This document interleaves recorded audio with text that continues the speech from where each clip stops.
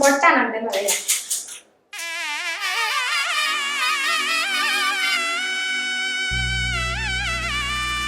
రమణీయం ఈ రెండు మనసులే రమణీయం ముడే ముళ్ళట ముడి పడుతుంటే ముచ్చట నాలుగు దిక్కుల కంట చూడ ముచ్చటైన వేడు కంట